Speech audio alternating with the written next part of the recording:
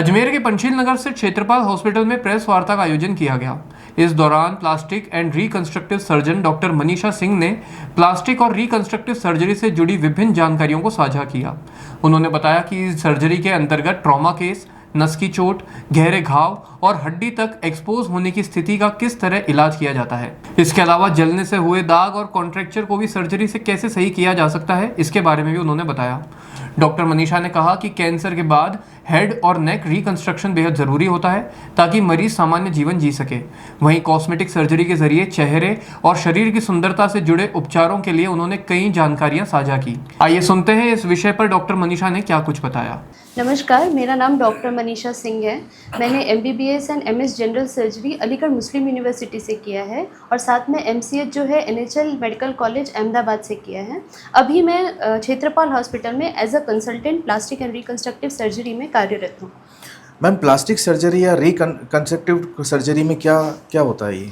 Actually plastic surgery को लेकर लोगों में काफ़ी कन्फ्यूजन है। लोगों को लगता है कहीं हम प्लास्टिक का इस्तेमाल करते हैं, कुछ लोगों को लगता है ये सिर्फ सेलिब्रिटीज़ के लिए हैं, कुछ लोग ऐसा समझते हैं कि इसमें बहुत पैसे लगते हैं। तो मैं आपको बताना चाहूँगी कि प्लास्टिक सर्जरी जो शब्द है ये बेसिकली ग्रीक शब्द से आया है जिसका बोलते हैं प्लास्टिकोस। ये प्लास्टिकोस जो शब्द है इसका मतलब होता है टू मोल्ड, मतलब चीज़ों को तोड़ मरोड़ के, किसी वस्तु को तोड़ मरोड़ के एक आकार देना। तो बेसिकली हम प्लास्टिक सर्जरी में क्या करते हैं कि मरीज़ को कोई अगर अंग खराब है या कुछ ज़ख्म है उसको हम आकार दे करके उसके ही शरीर से चमड़ी, मांस या फिर हड्डी को लेकर के एक आकार देकर उसका वो अंग बनाते हैं। तो बेसिकली प्लास्टिक सर्जरी में हम प्लास्टिक का इस्तेमाल बिल्कुल नहीं करते हैं। हम क्या करते हैं कि हड्डी अगर कहीं टूटी है, चेहरे की हड्डी टूटी है एक्सीडेंट के बाद, तो हम उसको जोड़ने के लिए टाइटेनियम प्लेट या स्टेनलेस स्टील का इस्तेमाल करते हैं। उसके अलावा हम अगर किसी का स्तन छोटा है तो उसको बड़ा करने के लिए हम इम्प्लांट्स का यूज़ करते हैं जो कि सिलिकॉन का बना होता है, बट प्लास्टिक का इस्तेमाल हम बिल्कुल नहीं करते हैं। दूसरी चीज़ है कि लोग समझते हैं कि ये सिर्फ सेलिब्रिटीज़ के लिए है या बहुत पैसे वालों के लिए है। तो मैं ये बताना चाहूँगी कि प्लास्टिक सर्जरी सिर्फ सेलिब्रिटीज़ और पैसों वालों के लिए नहीं है, बल्कि ये आम जनता की ज़रूरत भी है। जैसे कि अगर किसी का ज़ख्म नहीं भर रहा हो, जैसे किसी को जलने की शिकायत हो, ये सारी चीज़ें भी प्लास्टिक सर्जरी में आती है। किसी की उंगली कटी हो, ये सब भी आता है। सामान्यतः कौन कौन सी जो सर्जरीज हैं आपके विभाग में होती हैं? हाँ, हमारे विभाग में ये काफ़ी वाइड सर्जिकल ब्रांच है जिसमें कि काफ़ी सर्जरीज इंक्लूडेड हैं।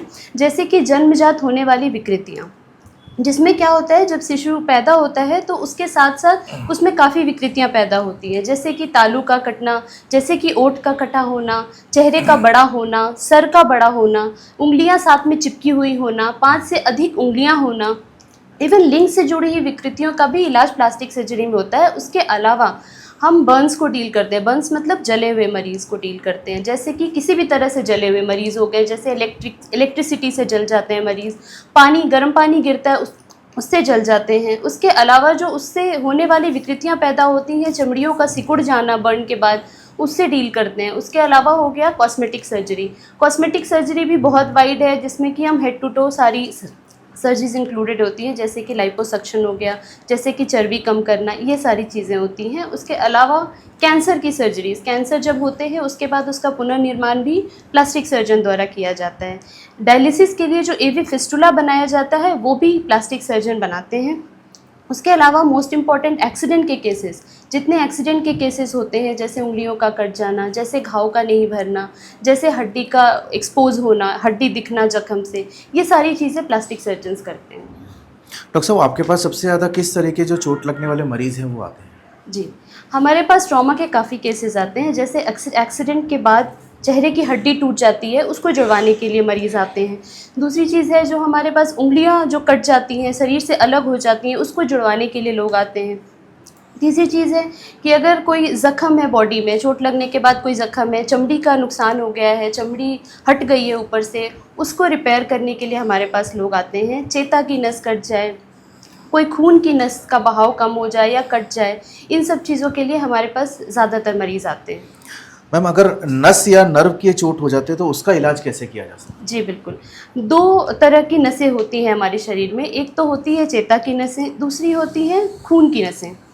जो खून की नसें हैं वो अगर कट जाती हैं तो हमको उनको रिपेयर करना पड़ता है, दोनों एंड उसके पास में लाके हम उसको रिपेयर करते हैं। इसको हम माइक्रोवेस्कुलर सर्जरी बोलते हैं। जो चेता की नस होती है वो या तो कट सकती है या तो उन पे दबाव होता है। अगर सिर्फ दबाव होता है तो विथ टाइम वो अपने आप रिकवर हो जाती है, लेकिन अगर दोनों एंड्स कटे हुए हैं तो उनको रिपेयर ही करना पड़ता है। तो हम प्लास्टिक सर्जन ये दोनों चीज़ों से डील करते हैं। अगर घाव गहरा हो या हड्डी तक एक्सपोज हो तो उसका इलाज कैसे किया जाएगा? जी, जो घाव गहरा होता है जिसमें हड्डी दिख रही होती है बाहर से, वो ज़ख्म अपने आप नहीं भरते हैं, तो ऐसे केसेस में हम उनको फ्लैप सर्जरी से ढकते हैं। फ्लैप सर्जरी भी दो प्रकार के होते हैं। एक तो होती है local flap surgery. Local flap surgery में हम वहीं के मांसपेशी को इधर उधर शिफ्ट करके उसको ढक देते हैं हड्डी को। ये एक चीज़ होती है फ्री फ्लैप सर्जरी। उसमें हम क्या करते हैं कि शरीर के दूसरे भाग से मांसपेशी उठा के उसके ब्लड सप्लाई के साथ हम उस हड्डी को ढकने के काम में लाते हैं, जिसको हम फ्री फ्लैप सर्जरी बोलते हैं, जिसको हम फ्री फ्लैप रिकंस्ट्रक्शन भी बोल सकते हैं। कैंसर के बाद हेड और नेक की रिकंस्ट्रक्शन सर्जरी कितनी ज़रूरी होती है? कैंसर के ऑपरेशन के बाद हम जो कैंसर से पीड़ित अंग होता है उसको हम हटाते हैं। उसके बाद जो विकृति पैदा होती है, जो डिफेक्ट बनता है, उसको हम ढकने का काम करते हैं। ये इसलिए ज़रूरी होती है, इसमें दो चीज़ें होती हैं। एक तो मरीज़ को फंक्शन, जैसे कि चबाने की प्रक्रिया होती है, जैसे कि निगलने की प्रक्रिया होती है, बोलने की प्रक्रिया होती है, उसके लिए ज़रूरी है। और दूसरी चीज़ होती है कि बाहर जो गड्ढा होता है उसको ढकना। अगर हम ढकेंगे नहीं, पेशेंट का चेहरा जो है बदसूरत दिखेगा, तो पेशेंट को कॉन्फिडेंस फील नहीं होगा जब वो जनता के बीच में जाएंगे। तो दूसरी चीज़ कॉस्मेटिक रीज़न हो गई। तो इन दोनों की वजह से पेशेंट का हेड एंड नेक रिकंस्ट्रक्शन बहुत ज़रूरी होता है। मैम, ये कॉस्मेटिक सर्जरी क्या होती है और इसमें क्या क्या होता है? जी, कॉस्मेटिक सर्जरी भी एक बहुत ही वाइड ब्रांच है। इसमें हेड टू टो, मतलब सर के बाल से लेके पैर के उंगलियों तक की सर्जरी की जा सकती है। इसमें क्या होता है कि इसको हम दो भाग में डिवाइड करते हैं, एक तो सर्जिकल, दूसरा नॉन सर्जिकल। जो नॉन सर्जिकल कॉस्मेटिक सर्जरी होती है उसमें हमको सिर्फ फिलर्स, बोटॉक्स, लेज़र्स, ये सारी इंक्लूडेड होती हैं। जो सर्जिकल होती है उसको भी हम दो भाग में डिवाइड करते हैं, जो पुरुषों में होने वाली विकृतियाँ, जो महिलाओं में होने वाली चीज़ें हैं। जो मेल में होती है, पुरुषों में होता है, वो होता है गंजापन। तो गंजापन के लिए अब हम लोग PRP करते हैं और हेयर ट्रांसप्लांटेशन करते हैं। उसके अलावा जो पुरुषों में जो स्तन का बढ़ना होता है, जिसको हम गायनेकोमेसिया बोलते हैं, उसकी सर्जरी भी कॉस्मेटिक सर्जरी में आती है। फिर महिलाओं में होने वाली चीज़ें, जैसे कि स्तन का बड़ा होना, स्तन का छोटा होना, नाक का बड़ा होना, नाक का छोटा होना, कहीं पे बॉडी में चर्बी ज़्यादा होना, उसको निकालना, स्किन का झुर्रियाँ पड़ना स्किन में, ये सारी चीज़ें भी डील करते हैं। उसके बाद जो चेहरे पे अगर कोई निशान है, एक्सीडेंट, चोट चपेट का जो निशान है, कोई बड़ा सा मोल है, उसको निकालने की प्रक्रिया भी प्लास्टिक सर्जन के द्वारा की जाती है। क्या शरीर का अंग जल जाने पर उसको पुनः सही किया जा सकता है? और जलने के बाद होने वाले कॉन्ट्रैक्चर और दाग का इलाज कैसे किया जा सकता है? जो जलने की प्रक्रिया होती है वो दो तरह से होती है। एक तो होता है जिसमें कि मरीज़ का जो ऊपरी सतह होता है चमड़ी का, सिर्फ वो जलता है। उस केस में क्या होता है कि मरीज़ की का जो हीलिंग पावर होता है वो अच्छा होता है और हील हो जाता है। लेकिन जो चमड़ी जो होती है वो अगर डीप तक जली हुई होती है तो वो अपने आप नहीं भरता है। ऐसे केस में प्लास्टिक सर्जरी की रिक्वायरमेंट होती है। अगर ये मरीज़ को छोड़ दिया जाए तो अपने आप जो हीलिंग होती है बॉडी की, वो कॉन्ट्रैक्चर के साथ होती है या तो स्कार के साथ होती है। कॉन्ट्रैक्चर मतलब चमड़ी का सिकुड़ जाना, जिसकी वजह से अंगों का काम करना कम हो जाता है। तो बिल्कुल उसका पुनर्निर्माण हम कर सकते हैं, लेकिन आप पहले ही स्टेज में जब जिस वक्त जल गए आप, तो आपको फ़ौरन प्लास्टिक सर्जन के पास जाना चाहिए, ताकि कोई विकृतियां पैदा ही ना हो आपके बर्न वाले जख्म पे। क्षेत्रपाल हॉस्पिटल में परामर्श के लिए आप कब और किस समय मिल सकते हैं? ओके, क्षेत्रपाल हॉस्पिटल में सुबह 10 से 5 की OPD होती है, उसमें आप आकर परामर्श ले सकते हैं, सोमवार से लेकर शनिवार तक।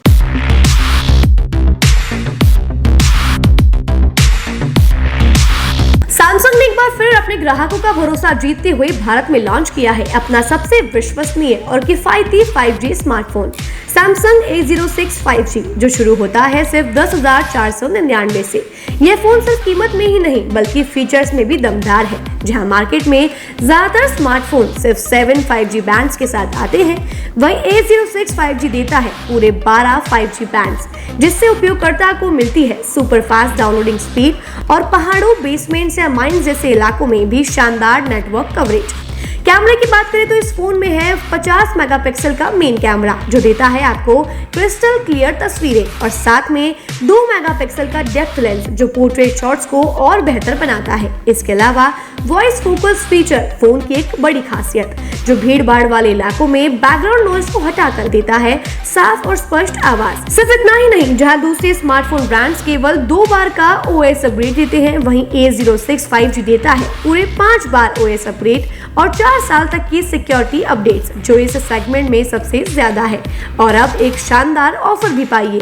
A06 5G के साथ अब बिल्कुल मुफ्त मिल रहा है एक सैमसंग का 25 वॉट का ओरिजिनल चार्जर, जिसकी कीमत है 1399। यह ऑफर उपलब्ध है आपके नजदीकी ऑफलाइन मोबाइल स्टोर पर।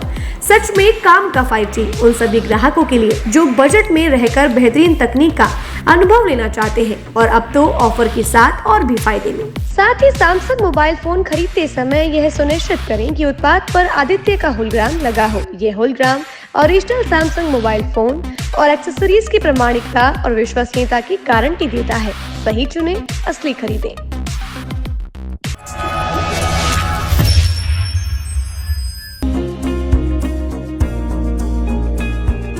नेशनल स्पोर्ट्स अजमेर, जहां आपको मिलेंगे सभी प्रकार के खेल के ब्रांडेड सामान व खेल के ब्रांडेड कपड़े, जैसे track, Asics, SS, SG, Nivia, Cosco आदि, वो भी वाजिब दाम में।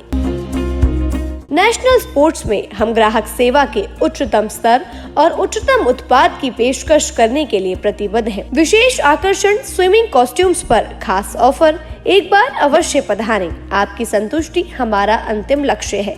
तो चले आए नेशनल स्पोर्ट्स, पता ब्यावर रोड, मार्टिनल ब्रिज के पास।